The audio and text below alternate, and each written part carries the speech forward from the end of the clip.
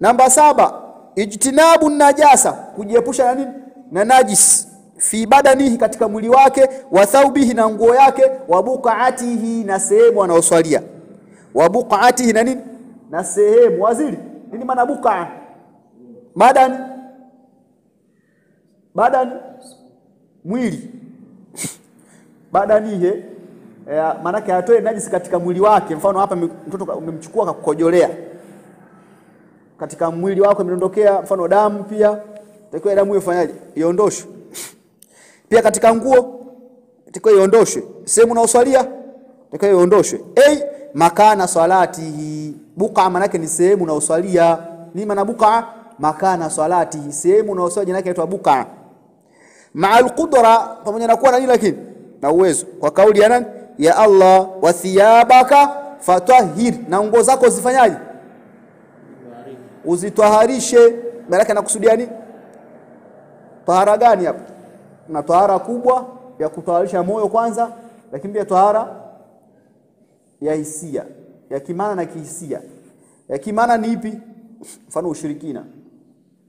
Na ya kihisia mfano mkojo na kinyesi na vitu vingine. Kwa katika tahara ya kihisia kuna vitu vingi hapo vinaingia. Kauli ya Mtume anasema tanazzahu anil bauli, jiepusheni nani? Jiwekeni mbali, jiepusheni na mkojo. Fa inna amata adhabil qabri minhu, kwa sababu watu wengi inawakumba adhabu ya kabri kupitia nini? Kutokujiepusha nani?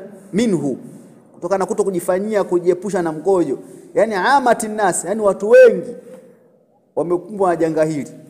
Ndio katika hadithi pale imekuja Mtume amewaona wale watu hapo katika nini? Moto. Kaulizwa kwa sababu gani wapo motoni? Asema mmoja haifaye, mmoja hawezi kujizuia nani? Alikuwa la yastatir anil bauli, alikuwa ajistiri nani? Hawezi kujitenga na mkojo cheche zake.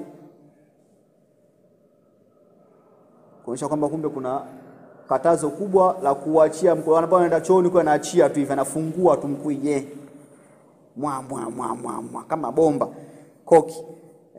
Kwa atakiwa hakikisha kwamba mkojo unafanyaje? Tanazza, ufanyaje? Ujitenge na ujiweke mbali na cheche za mkojo.